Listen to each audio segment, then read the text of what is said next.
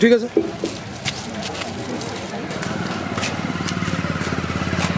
काटिए काटिए।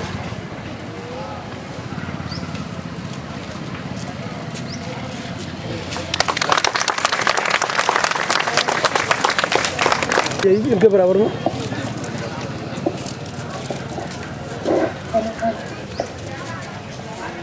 Good morning all of you. माननीय अतिथिगण, चौकी in charge Upadhyay ji, Rakesh Lakhera जी और बिट्टू जी, उनका नाम क्या है? देवेंद्र मित्तल जी और माननीय प्रधानाचार्य जी, ये सब हम लोग के साथ आज नशा मुक्ति अभियान के लिए एकत्रित हुए हैं। और ये हमारे छोटे छोटे बच्चों के माध्यम से एक छोटी सी रैली का आयोजन किया गया है। अगर 100 में से एक भी बच्चा इनकी बात अगर समझेगा तो हम सोचेंगे हमारा काम सफल हो गया। वैसे तो हम यहाँ पर एकत्रित हुए हैं 100%, पर 100% तो कहीं भी नहीं मिलता है। अगर हम पढ़ाई भी करते हैं तो 100% मार्क्स नहीं मिलते हैं। तो अगर हमने किसी 10 को भी समझा दिया तो हम सोचेंगे हमारा काम सफल हो गया। इसी श्रृंखला में हमारे विद्यालय की कक्षा 10 की छात्रा मानसी और शिवांश आपके सामने अपने कुछ विचार प्रस्तुत करेंगे कि वह नशा मुक्ति के लिए क्या करना चाहिए। आदरणीय अतिथिगण, प्रधानाचार्य जी, अध्यापिका एवं मेरे प्यारे सहपाठियों, सुप्रभात। आज हम सभी कक्षा 10 के छात्र छात्राएं Shri Guru Nanak senior secondary school की तरफ से नशा मुक्ति पर आवाज उठाने के लिए एकत्रित हुए हैं। हम सभी जानते हैं कि नशा मुक्ति नशीले पदार्थ जैसे कि सिगरेट, बीड़ी, गुटखा, तंबाकू आदि हमारी सेहत के लिए बहुत घातक है। इनके उपयोग से हम अनेक भयंकर बीमारियों की चपेट में आ जाते हैं और अंत में कई बार हमारी मृत्यु भी हो जाती है। ये जानने के बावजूद ही हम इनका सेवन करना बंद नहीं कर रहे हैं, जबकि हमें पता है कि हमारा अंत मृत्यु ही होगी। हमारी युवा पीढ़ी भी इसके चपेट में आ चुकी है, वह बिल्कुल ग्रस्त हो चुकी है इससे। उनकी मृत्यु भी हो रही है, लेकिन कोई इस बात को मानना नहीं चाहता। हमारे परिवार पर भी इसका असर बहुत बुरी तरीके से पड़ रहा है। जी हाँ, हम सब देखते हैं कि आजकल हमारे परिवार में हमारे दादा पिताजी सब बुरे नशे का सेवन करते हैं, जैसे कि बीड़ी, सिगरेट। मैं आपसे एक सवाल पूछना चाहूँगा, जब हमारे दादाजी पिताजी इन गंदी चीज़ों का सेवन करते हैं तो बच्चे भी तो उन्हीं से सीखेंगे, क्योंकि हम सब जानते हैं कि बच्चे अपने बड़ों से ही सीखते हैं। अब हम सब जानते हैं कि बड़े लोग घर में नशीले पदार्थों का उपयोग करते हैं और बच्चे भी उनसे यही सीखे लेते हैं, और वो भी छुप के बुरी चीज़ों से इंजेक्शन हो गए, ड्रग्स हो गए, इन सबको अपने शरीर में उतारते हैं और जिससे उनके शरीर में बहुत बुरा प्रभाव पड़ता है। इस राक्षस की चपेट में जो आता है वो बहुत मुश्किल से ही बच पाता है। कई लोग तो इसकी चपेट से आके मृत्यु के घाट उतर जाते हैं। आप तो जानते होंगे कि बड़े नेता तथा अभिनेता इस राक्षस की चपेट से नहीं बच पाए। इसका एक उदाहरण है सर माइकल जैक्सन जी, जिसे आप सब जानते ही होंगे, जो कि एक विश्व प्रसिद्ध डांसर थे। उनकी मृत्यु भी इसी राक्षस की चपेट में आकर ही हुई थी। वो एक दिन में 2 करोड़ रुपए का नशा करते थे। 2 करोड़ रुपए, इतनी धन समृद्धि का नुकसान पहुंचाया और तथा उनकी इससे मृत्यु हुई। तो सोचिए, उनका नाम इतना बड़ा नाम था, उनका नाम बना हुआ कि इतने बड़े डांसर की मृत्यु ड्रग्स लेके हुई। तो आप सोचिए ड्रग्स कितना हानिकारक है। एक तो उन्होंने नाम खराब किया, समृद्धि खराब की और इतने बड़े डांसर को हमसे छीन लिया। इसके बाद मैं मानसी आपके सामने कुछ कहना चाहेगी। जी हाँ, परसों दिवाली आने वाली है। परसों दिवाली है, आज धनतेरस है। दिवाली की आप सभी को शुभकामनाएं। हम सभी जानते हैं कि दिवाली दीपकों का त्योहार है, जिसमें श्री राम जी की अयोध्या लौटने पर हम दिए जलाकर उनका स्वागत करते हैं। परंतु आजकल दिवाली का मतलब ही कुछ और हो गया है। लोग दिवाली को नशीले पदार्थ जैसे शराब, गुटखा वगैरह का उपयोग करके नष्ट कर रहे हैं। लोग अपने घरों स्वयं खुद अपने घरों में शराब और गुटखा मंगाते हैं, उसका उपयोग खुद करते हैं और फिर दिवाली को बर्बाद कर रहे हैं। वह ये सोचते हैं कि हम दिवाली को एक नए तरीके से शराब के नशे में घोल करके मनाएंगे, लेकिन हम ही उन्हें बता देना चाहते हैं कि दिवाली सिर्फ खुशियों का त्यौहार है, जिसे हर्ष उल्लास के साथ मनाया जाना चाहिए। सिगरेट और नशीले पदार्थों में घोलकर नहीं मनाना चाहिए। आजकल गरीब से गरीब बच्चों, गरीब और अनाथ बच्चों को पैसों का लालच दे करके ड्रग्स वगैरह की स्मगलिंग करवाई जाती है। बच्चे भोले होते हैं, वो अपना भला नहीं समझते, पैसों के लिए सब कार्य करने को राजी हो जाते हैं। मजदूर वर्ग के लोग भी अपनी कार्य क्षमता बढ़ाने के लिए इसका उपयोग करते हैं और बाद में उन्हें इसकी इतनी बुरी लत लग जाती है कि वह इसे संभाल नहीं पाते और अपने घर में मार पीट, लड़ाई झगड़ा करने लगते हैं। बच्चे रो रो के बिलखते रह जाते हैं और बाद में उन्हें भी इसकी लत लग जाती है। उनका भी भविष्य खराब हो जाता है। जब उन्हें भी इसकी लत लगती है, वह इसे संभाल नहीं पाते, छोटे होते हैं अपनी उम्र से और अपनी इस लत को पूरा करने के लिए चोरी करते हैं, डाके डालते हैं और कई कानूनन जुर्म करते हैं। इन जुर्मों को करने के बाद वे कानूनी अपराधी भी बन जाते हैं और इससे उनका भविष्य खराब हो जाता है और साथ ही साथ देश का भविष्य भी डूबता जा रहा है। जी हाँ, जैसा कि मानसी ने आपको बताया कि दिवाली खुशियों का त्योहार है, पर कुछ लोग उसे खुशियों का त्योहार तो मानते हैं, लेकिन उसके साथ में दारू ऐसी चीजों का उपयोग करते हैं जो कि त्योहार की सारी शुद्धता को नष्ट कर देता है। एक दिवाली शुद्धता का त्योहार है क्योंकि इस दिन राम जी अयोध्या आए थे, पर लोग उस त्योहार को शराब के साथ क्यों मनाते हैं? उन्हें अपने घर में दीपक जलाने चाहिए, खुशहाली बांटनी चाहिए, मिठाई बांटनी चाहिए, लेकिन मैं पूछता हूँ इसमें शराब बांटने की क्या जरूरत है? हाँ जी, हम मानते हैं सरकार ने कुछ जगहों पे कुछ चीजों पे प्रतिबंध लगाए हैं, पर शराब का क्या? शराब तो हर जगह हम देखेंगे, हर एक ठेके पे बिक रही है और कितने सारे ठेके। मैं सरकार के मुताबिक 100 मीटर की दूरी पर अगर कोई ठेका है तो उसके पास कोई विद्यालय नहीं होना चाहिए, उसके पास कोई मंदिर नहीं होना चाहिए। पर मैं आपसे सवाल पूछना चाहूंगा, हमारा विद्यालय Shri Guru Nanak senior secondary school Kashipur Fulesi road पे स्थित है और जब हम स्कूल आते हैं तब चेती तरह पे एक शराब का ठेका है। तो सोचिए उन मासूम बच्चों को क्या, हमारा क्या, जब हम रोज शराब के ठेके को देखेंगे तो हम पे क्या बुरा असर पड़ता है? हम पे बुरा असर पड़ेगा।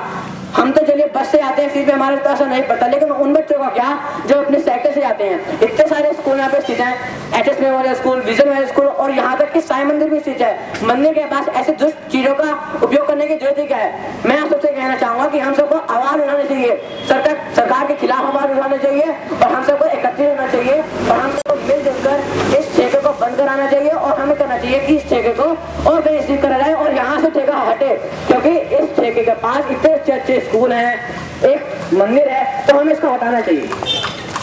आज में हम सब यही कहना चाहेंगे कि एक बार किसी नई शराब की बोतल को खोलने से पहले जरूर सोचिएगा कि आपके बच्चे अगर आपको देखेंगे तो उन्हें कैसा लगता होगा कि उनके पिता उनके लड़ाई कर रहे हैं, मारपीट कर रहे हैं और सिर्फ एक छोटी सी चीज के लिए नशा। तो मैं यही कहना चाहूंगी, इस सब का सेवन बंद करिए क्योंकि इससे आपको कुछ नहीं मिलेगा।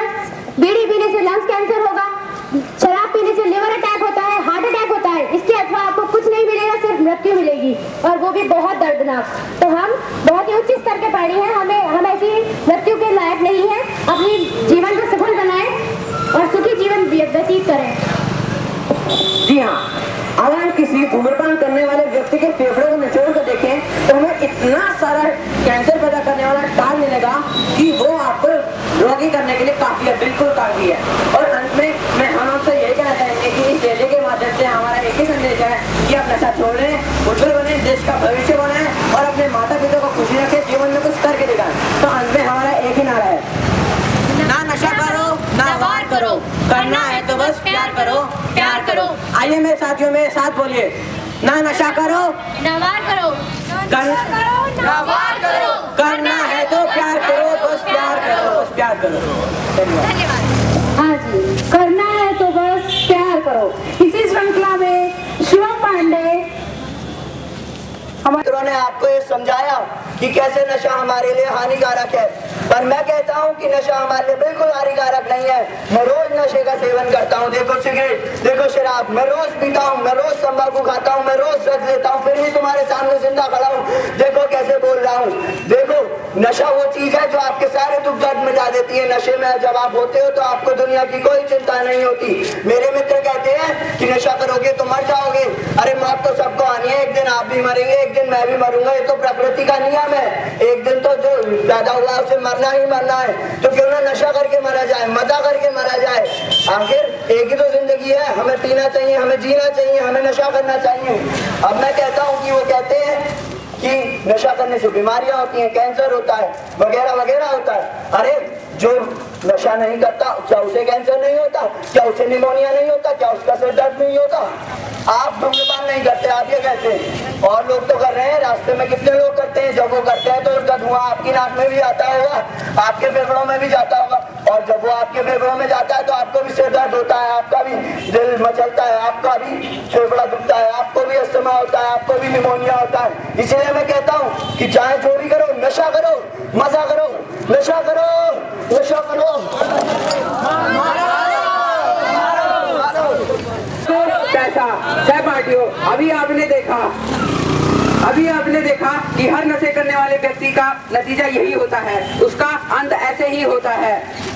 जो बोए बीज बबूल का तो आम कहाँ से पाए। ध्यान से देखिए इस मजबूर और लाचार व्यक्ति को, जो अभी अभी सिगरेट और शराब के नशे में आसमान में उड़ रहा था और अब जमीन पर पड़ा है। हर नशे करने वाले व्यक्ति का अंत यही होता है। इसने अभी अभी कहा अगर जीना है तो शराब पीकर और सिगरेट पीकर जियो, लेकिन आप जानते हैं शराब और सिगरेट पीने से हमारा शरीर अंदर से खोखला हो जाता है और हमारे अंदरूनी अंग भी खराब हो जाते हैं। इसलिए मैं आपसे कहता हूँ नशा करना बंद करो, हमारे अंदरूनी अंगों को बहुत कष्ट पहुंचता है। ये जिंदगी केवल हमारी ही नहीं बल्कि हमसे प्यार करने वाले और हमारी चिंता करने वाले लोगों के लिए भी है। क्या हमारा उनके प्रति कोई दायित्व नहीं है? क्या हम वैसे मरते तो प्रतिदिन हजारों लोग हैं, लेकिन ऐसी गुमनाम बदनाम मौत का कोई फायदा नहीं। अगर जीना है तो ऐसे जियो कि दुनिया गर्व से सिर उठा के देखे और तुम्हें पहचान सके, और मरो तो कुछ ऐसे काम करके मरो कि मरने के बाद भी दुनिया हजारों सालों तक तुम्हें अपने दिल में जिंदा रखे। अतः मैं आप सबसे अंत में यही कहना चाहता हूँ कि आज आप मेरे साथ यह प्रण करें कि आज के बाद आप कोई भी नशीली चीज को हाथ नहीं लगाएंगे। धन्यवाद। नशा नहीं कर रहा होगा, यहाँ जो सुनने वाले वो भी कर रहे होंगे, लेकिन अगर नशे की लत लग ही गई है तो उसे हम छोड़ें कैसे, स्कीम छोड़ने की तैयारी कैसे करें, ये बताएंगे जगदीप सैनी। दोनों के बारे में मैंने बताया, लेकिन यदि किसी को लत लगी जाती है नशे की तो हम यह ना सोचें कि हमारा अंत निश्चित है। हम कुछ रास्तों पर चल के हम नशे की आदत को छोड़ सकते हैं। जैसे यदि हम नशा छोड़ना ही चाहते हैं तो सबसे पहले हमें दृढ़ संकल्प करना होगा कि कोई कितना भी धमकाए या हमें लालच दे, हमें नशा दोबारा नहीं करना है। हम अपने चिकित्सक से मिल सकते हैं, उनसे वार्तालाप कर सकते हैं कि किस तरह नशा छोड़ा जाए।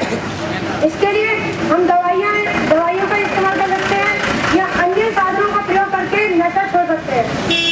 हम अपने आसपास के क्षेत्र के वर्गों एवं सहायक समूह से मिल सकते हैं, पता कर सकते हैं कि कौन सा वर्ग हमें किस तरह से सहायता कर सकता है। जो लोग नशा करते हैं हम उन्हें हौसला दे सकते हैं कि नशा न करें। कुछ लोग दबाव में आकर नशा करना शुरू कर देते हैं तो हम उनके दबाव का कारण, उनके नशा करने का कारण को पूछकर उनकी सहायता कर सकते हैं। लेकिन देखा जाए तो नशा है क्या? यह एक सीखा हुआ व्यवहार है जो हमें आपसी संगत और आसपास के लोगों से सीखने को मिलता है। हमें ऐसी संगत और ऐसे लोगों का साथ नहीं करना चाहिए। यदि हमें एक बार नशे की लत लग जाए तो यह गंभीर समस्या बन जाती है। इसे छोड़ना बहुत मुश्किल हो जाता है, लेकिन इंसान के लिए कुछ भी नामुमकिन नहीं। यदि वह चाहे तो इसे जड़ से उखाड़ के फेंक सकता है, लेकिन हमें इसके लिए कुछ तैयारियां करनी पड़ती हैं। हमें अपने नशा करने की मात्रा को थोड़ा कम करना चाहिए। हमें अपने घरों, कार्यालयों, गाड़ियों आदि से ऐसी सभी नशे से संबंधित सभी वस्तुओं को हटा देनी चाहिए जिसकी वजह से हमारे अंदर नशा करने की